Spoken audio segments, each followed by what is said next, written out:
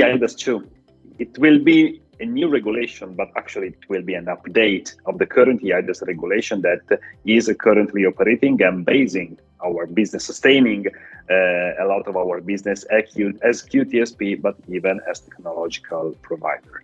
In the regulation itself, there's a provision that says that the regulation shall be revised. So based on that, the Commission starts an impact assessment of the regulation that came out after this activity with consultants, experts, and interviews with a lot of stakeholders. We have been actually interviewed as InfoCert too. This culminated into a political statement of President Ms. von der Leyen during the State of the European Union speech, the 16th of September in 2020, where the general concept of the mission, secure European identity, that then became the proposal of a digital wallet, has been launched.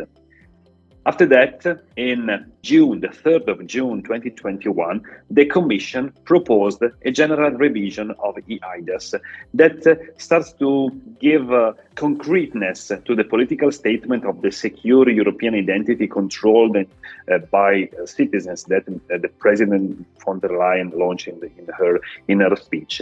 And the concept of digital identity wallet starts to emerge.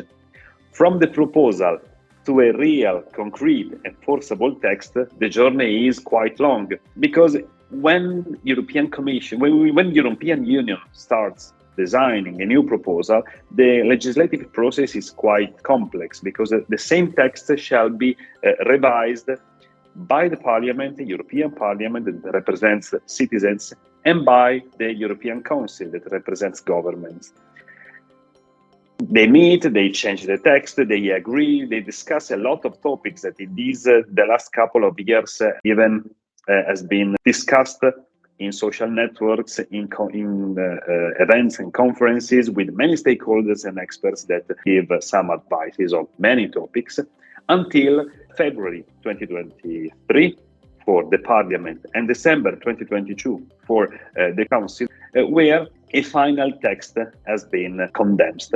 With this starts the current phase where we are today, the Trilogue phase that started the 21st of March 2023 and is now taking place probably as we speak, where the three institutions, Council, Parliament and Commission, are now refining the details, the text, in order to get to a final agreement. We expect that by the end of today, tomorrow, this week, probably, it will be announced a final deal that will be the final text.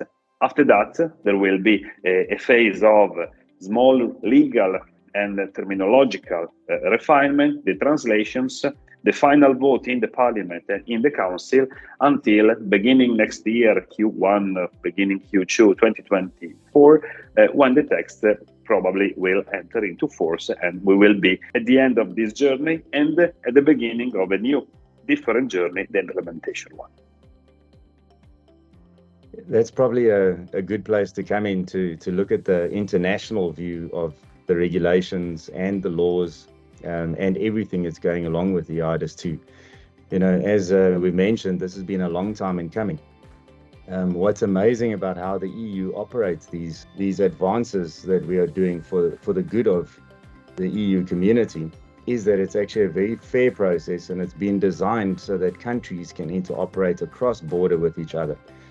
And that for me is the magic, because this is actually one of the greatest open source initiatives that blends technology as well as regulations and laws that the world can actually use to leapfrog this whole process and benefit from the results. You know, if you have a farm and you want to plant a crop, you don't go and build your own weather satellite so you can see whether it's going to rain. You wait for it to rain and then you plant your seeds, because that's actually your business. And in this case, excuse the bad analogy, but in this case, it's very similar. You know, countries outside of the EU can closely follow what is happening. They don't have to go through all the rigorous arguments and testing and legal testing and building technical standards, they can actually use these technical standards, because the one thing that this gives them is the assurance that it has been scrutinized very widely. You don't actually have to do it again, and I think that is the beauty that's coming out of this, Igor, 10 plus year journey that we've been on, is that everybody can use that. I can only echo what Maeson's saying. I mean, we see from the adoption of current eIDAS from our own customers and people that you talk to at varying events, that in the absence of a standard in their geography, they lean towards something that guarantees them high levels of interoperability that's been scrutinized, as Mason said. The fact that you can create a digital signature and have it automatically trusted using some of these programs is kind of testimony to its adoption. And we see that all the time, where in the US, there was the advent of PIV for the smart card world when that was at its peak, and that slowly made its way across into the non-American markets. And we see it similarly with the Cloud Signature Consortium. So anything that guarantees high levels of interoperability, reduces risk, reduces friction to adoption is a positive thing, in my opinion. And this kind of will cement that for the future. If I can add, one of the differences that I see, because it is true that even eIDAS 1 somehow shaped the way trust services or similar concepts are considered, designed, and operating in the world.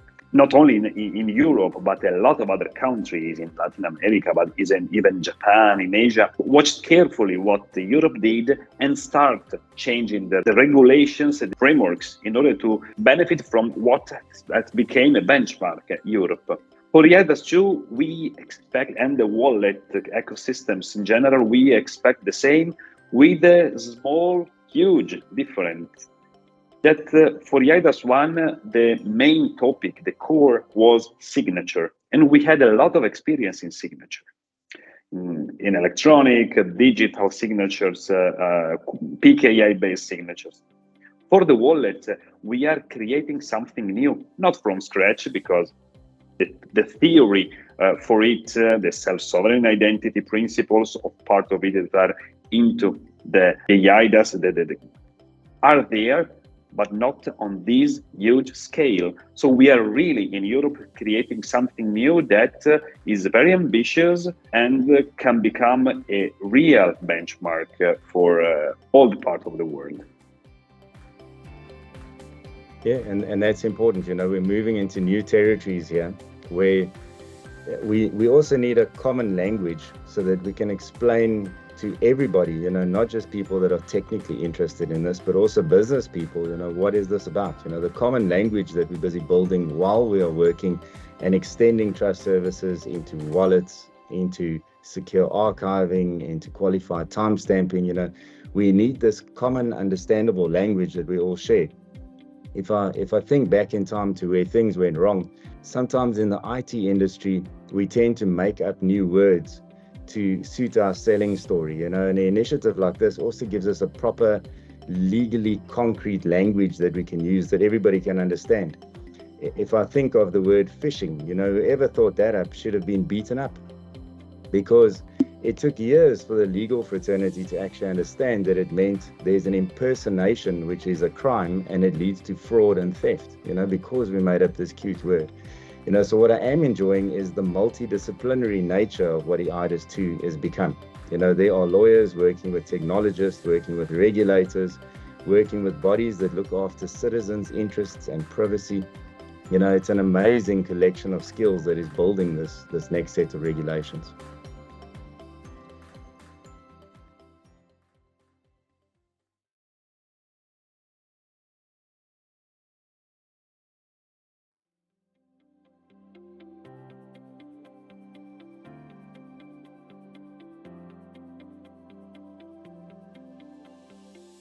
eIDAS doesn't come like as a single initiative, but is a part of a general strategy of the European Commission that starts from the very beginning of von der Leyen Commission and the decision that Europe shall be a regulatory superpower in the world, in this new digital world.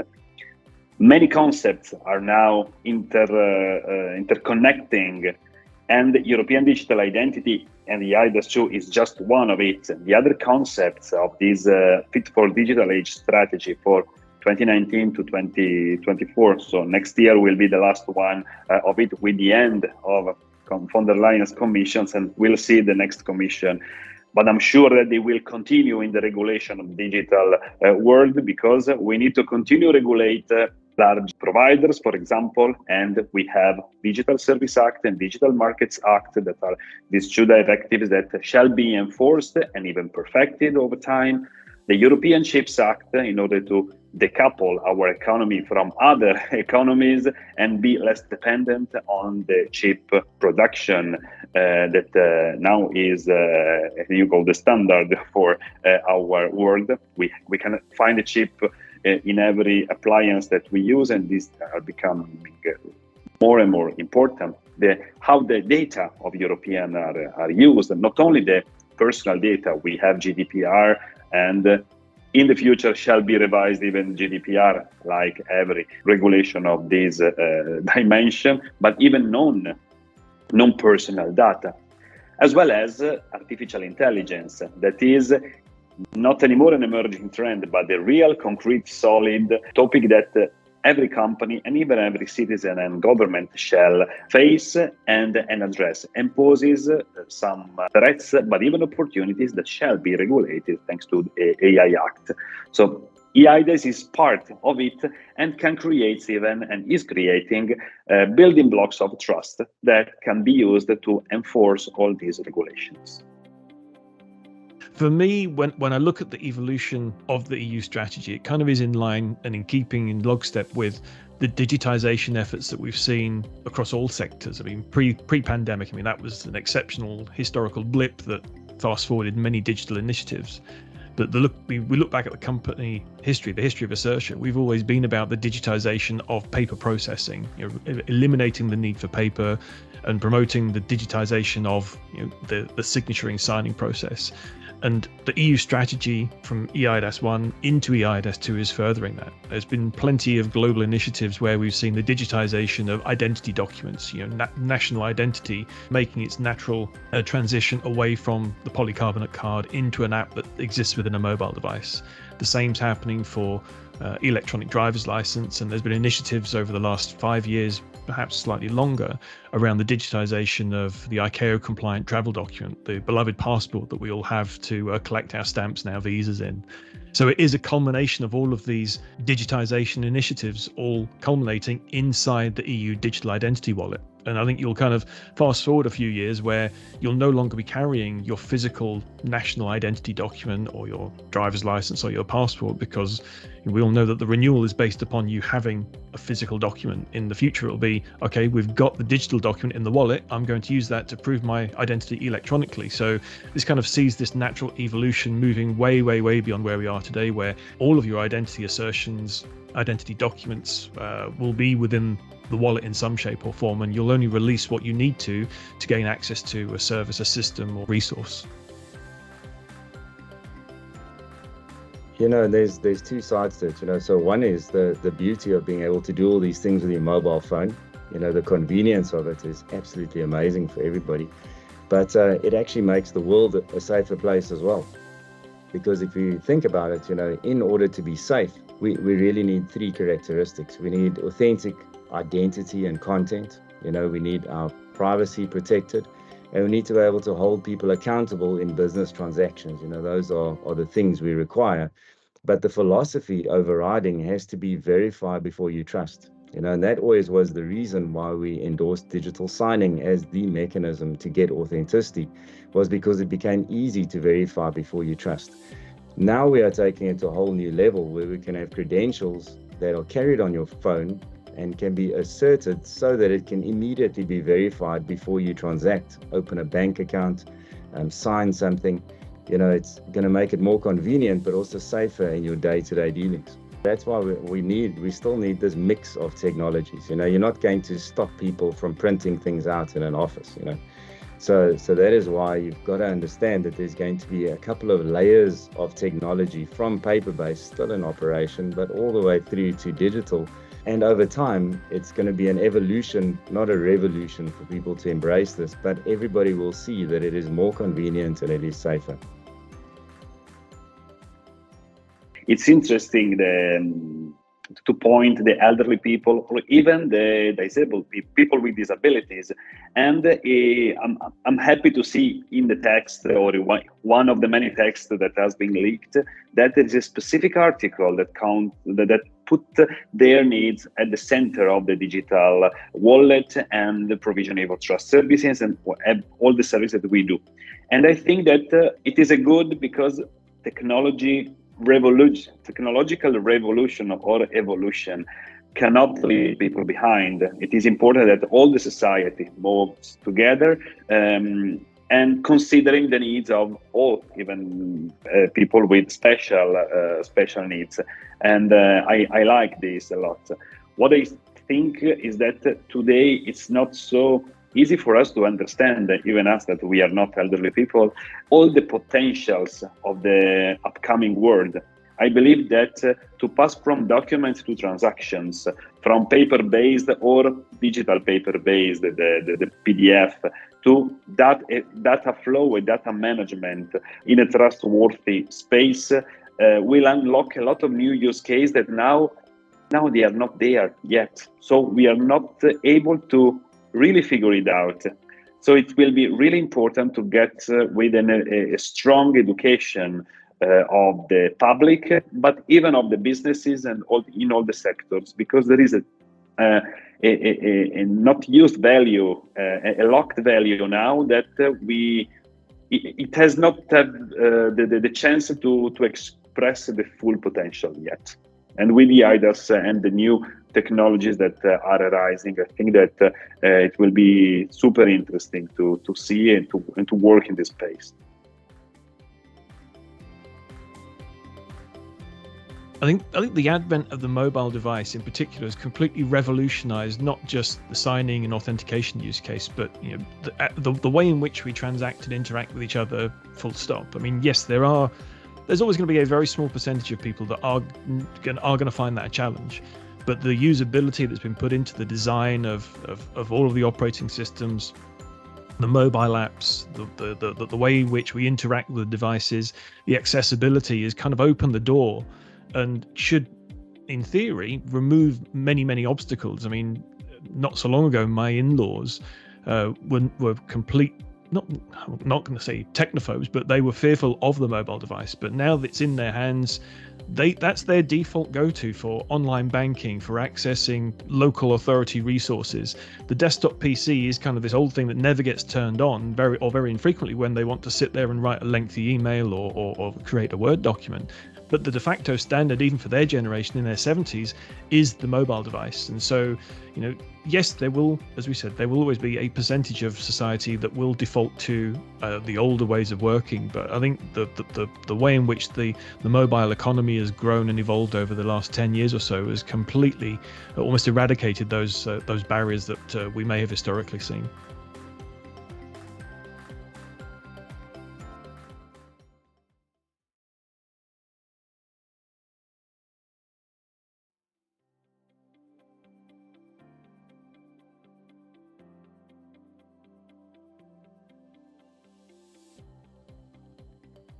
I'm very aware when we have this conversation about not being in Europe that we're in the UK. So that also is not in Europe. And it is so important to recognize the massive investment in hours, research, and discussion, constructive discussion that has gone into building eIDAS 2, that we have to reuse this massive work effort.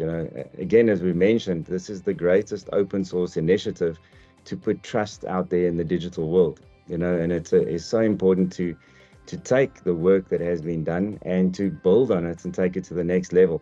It's about leveraging the efforts, the money that's been poured into these laws, these unified technical architectures, the reference frameworks, and most importantly, the technical standards, leveraging that and using it to benefit local economies, cross-border trade in other geographies as well. Why reinvent the wheel if this great piece of work has actually been done, tested, and scrutinized? That was the main point that I wanted to make.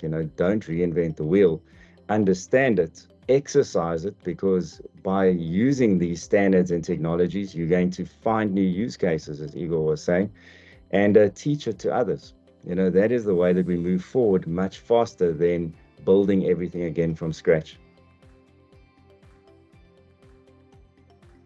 Well, I totally agree with Maeson, and I can add that Europe and with the eIDAS 2 and all this regulation advancement will, how can I say, we will do a massive activities of communication and education of the concept of wallet and distributed identity in general.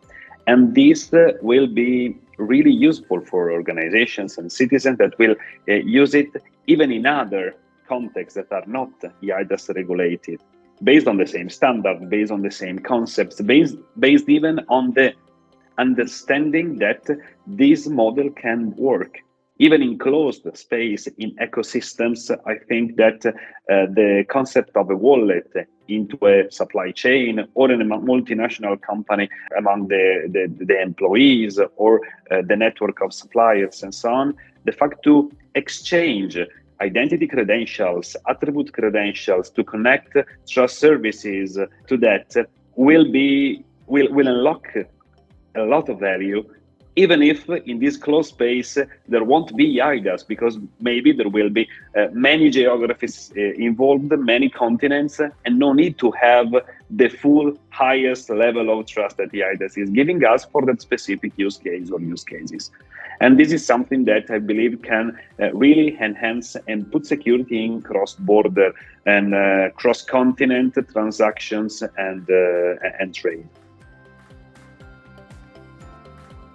Very, very true, and again, the fine detail of the work that's gone into some of the technical standards can definitely be widely used by everybody.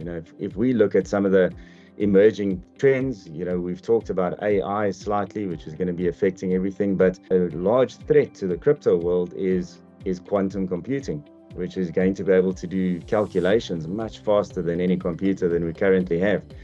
And this has been taken into account into the algorithms that are used in eIDAS compliant solutions so that they can be quantum resistant. The algorithms can actually be changed, and timestamps can be added at a later stage, so that you can retain the integrity and the authenticity of things that you relied on. So all this detail has been taken care of, and it really opens up that the world can actually rather look at applying these kind of technologies, authentic identity, signing, secure archiving, secure timestamps to put trust into our digital systems and life.